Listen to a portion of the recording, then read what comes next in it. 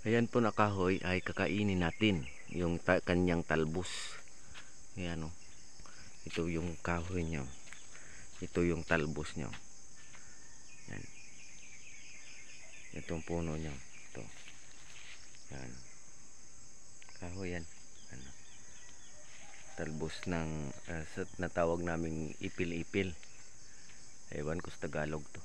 Ayan o. Ayan. Yung kanyang talbos kakainin, mukbang natin, kakainin natin. Yan. Maraming saging dito. Yan.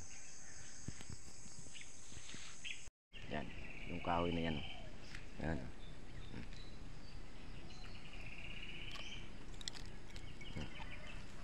Yan.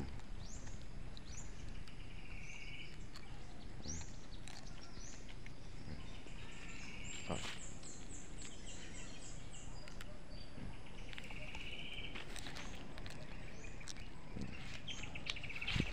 Sarap.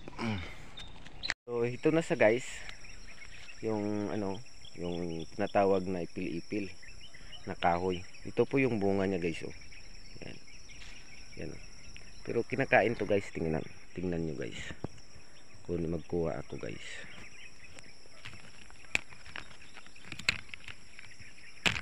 Ito guys, oh, yung bunga niya.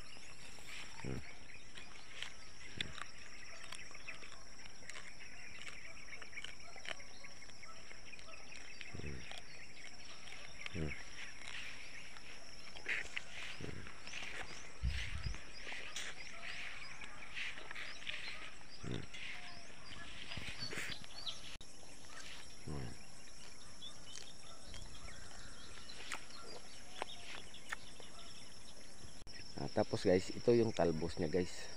Yan, yung dahon. Yan, kukuha tayo dito.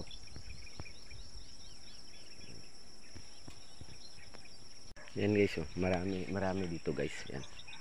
Marami yan. Halos pilipil na yan guys.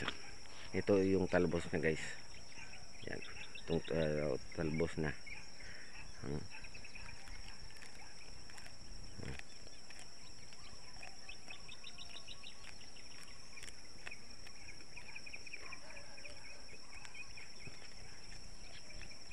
Nahirapan ako magnguya dahil wala na tayong ngipin niya. Wala na tayong ngipin.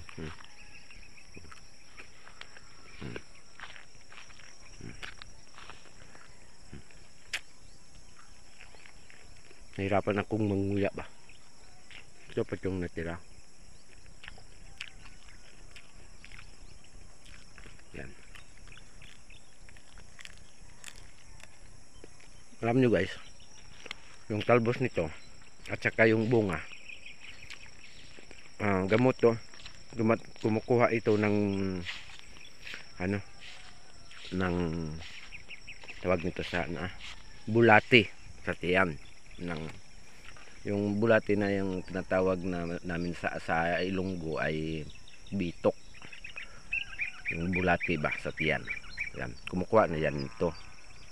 Kaya yung bunga niya kumukuha ako at saka pinapakain ko sa mga anak ko.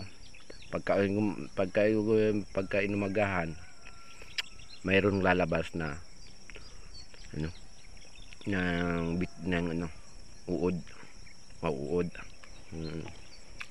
sa bulati sa kanyang tiyan.